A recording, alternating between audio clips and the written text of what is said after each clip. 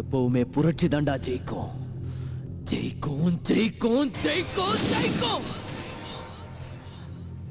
கொன்னுட்டா sir, பசுபதியை கொன்னுட்டேன்.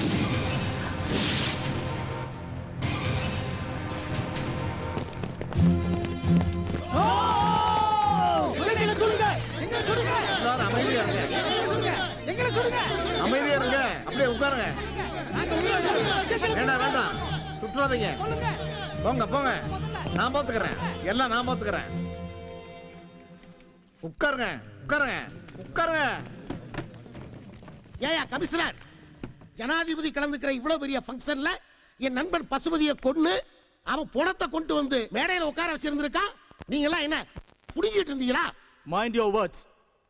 நியாயமான போராட்டத்துக்கு நீதி கிடைக்கணுங்கிறதுக்காக பசுபதியோட பணத்தை மேடைக்கு கொண்டு வரதுக்கு நான் தான் உதவி பண்ணேன். மிஸ்டர் சங்கரபாண்டியன், என்ன சொல்றீங்க? உண்மைதான் சார் சொல்றேன்.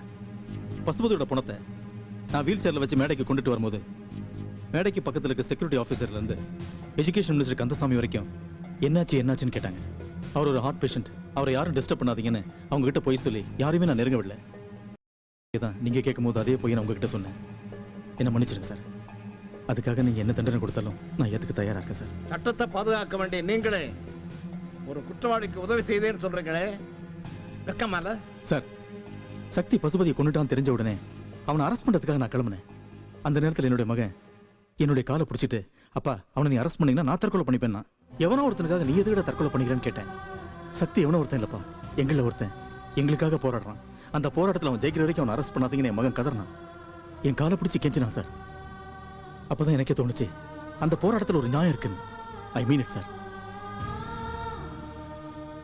ஒரு உண்மையை சொல்றேன் சார்.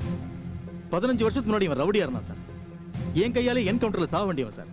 இப்ப செத்ததுல ஆச்சரியமே இல்லை சார். பச்சை துரோகி சார் இவன். கத்தி இல்லாம ரத்தம் இல்லாம எங்க போராட்டத்தை முடிக்கணும்னு நினைச்சோம், முடியல சார். என்னையும் கத்தி தூக்க வச்சுட்டாங்க. கொஞ்ச நேரத்துக்கு முன்னால என் பிள்ளையோட முகத்தை பார்த்து 1.5 வருஷம் ஆச்சுன்னு ஒரு தாய் கண் கலங்கினாங்களே, அவங்க பிள்ளையோட நிலைமையை பாருங்க சார், பாருங்க.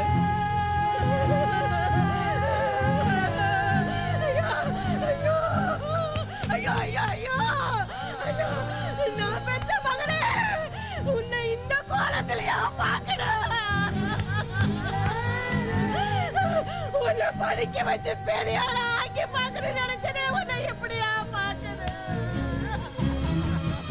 பாருங்க சார், இப்படி இந்தியால இருக்கிற ஒவ்வொரு மாநிலத்திலையும் இந்த மாதிரி ஒரு தாயோட அழுகுரல் ஒலிச்சுக்கிட்டே இருக்கு. இந்த அழுகை நிப்பாட்டணும் சார், நிப்பாட்டணும். இனிமே நமக்கு புள்ள இல்லையா? நம்ம புள்ளைய கொன்னுட்டாங்க.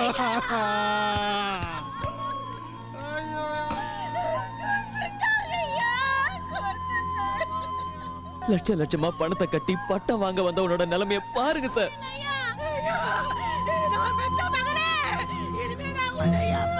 அரசு அங்கீகாரம் பெறாத கோர்ஸ நடத்தி எங்க வாழ்க்கையை நாசமாக்க பாக்குறீங்களான்னு போராட்டம் நடத்தின ஒரே காரணத்துக்காக அவனை அடிச்சு கொன்னு புதைச்சது மட்டும் இல்லாம அவன் எலும்பு கூட லேப்ல வச்சு பாடம் நடத்திருக்கான் சார் இந்த பசுபதி பாண்டி. கமிஷனர், இதெல்லாம் உண்மையா? இதுல உண்மை இருக்கு சார். சக்தியும் ஓல்ட் ஸ்டூடெண்ட்ஸும் அவங்க கொடுத்த இன்ஃபர்மேஷன்ல அதை நான் தான் சார் கண்டுபிடிச்சேன். அதுக்கு உண்டான எல்லா ஆதாரங்களும் என் ஃபைல்ல இருக்கு சார். இவ்வளவு கொடுமைகளும் நடக்கிறதுக்கு என்ன சார் காரணம்? கல்வியை வியாபாரமாக்குன ஒரே காரணம் சார். ஒருத்தன் வயிற்று பழப்புக்காக போராடுறதை விட பிள்ளைங்களை படிக்க வைக்க அதிகம் போராடுறான் சார். ஏன்? படிச்சாதான் வேலை கிடைக்கும், படிச்சாதான் வேலை கிடைக்கும்னு ஒவ்வொருத்தர் மண்டைக்குள்ளேயும் திணிச்சு வச்சிருக்கோம். அதான் லட்ச லட்சமா செலவு பண்ணியாவது பிள்ளைங்களை படிக்க வைக்கணும்னு ஒவ்வொரு தாயும் தகப்பனும் போராடுறாங்க. அதையே சாதகமா பயன்படுத்திக்கிட்டு கல்லூரிகள்ல காசு புடுங்குறாங்க சார். பள்ளிக்கூடத்துல ப்ரீகேஜி படிக்க வைக்கிறதுக்கே 10,000 கட்டு, 15,000 கட்டு, மாசம் மாசம் ஃபீஸ கட்டு, புத்தகத்துக்கு பணத்தை கட்டு, யூனிஃபார்முக்கு பணத்தை கட்டுன்னு பணம் புடுங்கிட்டு இருந்தா தினம் 50-100 சம்பாதிக்கிறவங்க எப்படி சார் பிள்ளைய படிக்க வைப்பாங்க? முடிஞ்சவன் கடனை உடனே வாங்கியாவது படிக்க வச்சிடறான். முடியாதவன் ஐயோ பிள்ளைய படிக்க வைக்க முடியலையேன்னு அவமானத்துல கூனி குறுகி கடைசியில தற்கொலை பண்ணிக்கிறான் சார். இந்த மாதிரி எத்தனை பெத்தவங்க செத்து போயிருக்காங்க தெரியுமா சார்? படிக்க வைக்கிறதுக்கு பெத்தவங்க படுற கஷ்டத்தை பார்த்து மனசொடைஞ்சு எத்தனை மாணவர்கள் தற்கொலை பண்ணிருக்காங்க தெரியுமா சார்? படிக்கிறதுக்கு பணம் கட்ட முடியலையேன்னு மாணவர்களும் பெத்தவங்களும் சாகிறது ஏன் சார்? அரசாங்கமே கல்வியை வியாபாரமாக்கின ஒரே காரணம் தான் சார். யாரு வேணாலும் பள்ளிக்கூடம் கட்டலாம், யாரு வேணாலும் காலேஜ் கட்டலாம்னு கல்வித்துறையை ஏலம் விட்டதுனால தானே சார்? மனுஷனோட உயிரை குடிக்கிற, சமுதாயத்தை சீரழிக்கிற பிராந்தி கடை, சாராய கடை, கள்ளு கடை எல்லாத்தையுமே அரசாங்கம் எடுத்து நடத்துறப்போ எதிர்கால இந்தியாவை உருவாக்குற மாணவர்களோட கல்வியை மட்டும் ஏன் சார் பசுபதி பாண்டிய மாதிரி ஆளுங்க கிட்ட விக்கணும்? உலக நாடுகளை நம்ம பக்கம் திரும்பி பார்க்க வைக்கிறதுக்கு அணுகுண்ட வெடிச்சமே, அதை நினைச்சா பெருமையா இருக்கு சார். ஆனா கோடிக்கணக்கான குடும்பங்கள்ல அடுப்பு புகையிலேயே. அதுக்கு நம்ம என்ன சார் பண்ண போறோம்? என்ன பண்ண போறோம்? நம்ம தேசம் எப்ப கல்வியால உயருதோ அப்பதான் சார் வறுமையை ஒழிக்க முடியும். என்ன மாதிரி இளைஞர்கள் பிழைக்கிறதுக்கு படிப்பு முக்கியம் இல்ல சார், ஆனா நம்ம அரசாங்கத்துக்கு படிச்ச இளைஞர்கள் முக்கியம். நம்ம நாட்டுக்கு நல்ல டாக்டர்கள் முக்கியம், நல்ல வக்கீல்கள் முக்கியம், திறமையான இன்ஜினியர்கள் முக்கியம். இப்படி ஒரு நல்ல டாக்டரையும் வக்கீலையும் இன்ஜினியரையும் உருவாக்குறது பெத்தவங்க கடமை மட்டும் இல்ல சார், அரசாங்கத்தோட கடமையும் கூட. நம்ம நாட்டுல செருப்பு தைக்கிறவங்க, மண்பாண்டம் செய்யறவங்க, முடி வெட்டுறவங்க, கல்லு உடைக்கிறவங்க, நிலைமை இல்லாத ஏழை விவசாயிங்க, கூலி தொழில் செய்யறவங்கன்னு 70% மக்கள் வறுமை கோட்டு கீழே வாழ்ந்துகிட்டு இருக்காங்க. அவங்களோட பிள்ளைங்களா என்ன சார் பாவம் பண்ணாங்க? அவங்கள அறிவாளிங்க கிடையாதா? அவங்கெல்லாம் படிக்கிறதுக்கு தகுதியே இல்லாதவங்களா? இல்ல சார், பணம் இல்லாத ஒரே காரணத்தினால காலேஜ் பக்கமே போக முடியாம அப்பன் தொழிலையே பிள்ளைங்களை செய்ய வேண்டிய கட்டாயத்துக்கு தள்ளப்படுறாங்க. இந்த நிலைமை மாறணும் சார். பணம் இருக்கிறவன் இல்லாதவங்கிற பாகுபாடு இல்லாம எல்லாருக்கும் கல்வி சொந்தங்கிற நிலைமை வரணும் சார், வரணும். இன்னும் 10 வருஷம் போனா பணம் இல்லாதவன் படிக்கவே முடியாதுங்கிற நிலைமை உருவாயிடும் சார். அதை தடுத்து நிறுத்துங்க சார். கல்வியை தேசியமயமாக்குங்க சார். இதுதான் சார் சாக போற என்னோட கடைசி கோரிக்கை. அரசாங்கம் எந்த துறையை வேணா தனியாருக்கு வித்துக்கிட்டோம், ஆனா கல்வியை மட்டும் விக்காதீங்க சார். Please sir, please.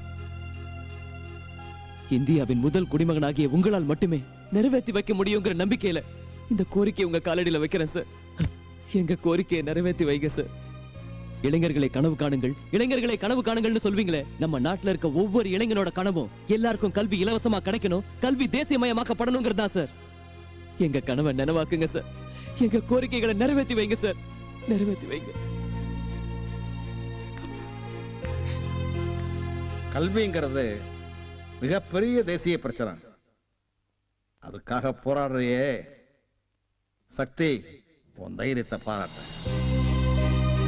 தீக்குச்சி சின்னதா தரணும், ஆனா அதிலிருந்து வருகிற நெருப்புக்கு சக்தி அதிகம்.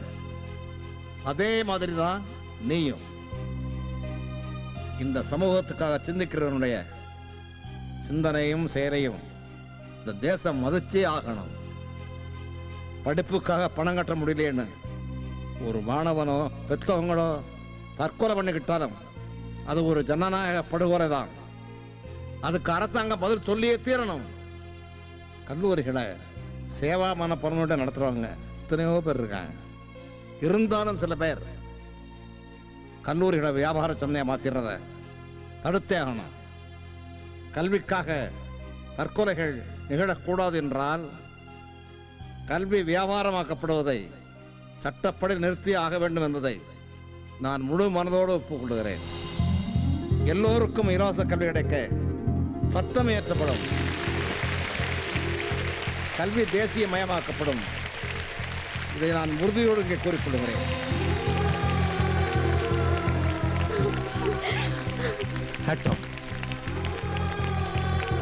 ரொம்ப நன்றி சார். இனி நான் நிம்மதியா சாவேன். என் கண்கள் மூடுறப்ப மாணவ சமுதாயத்துக்கு ஒரு புது வெளிச்சம் கிடைக்குங்கிற நம்பிக்கை எனக்கு வந்துருச்சு சார், எனக்கு வந்துருச்சு.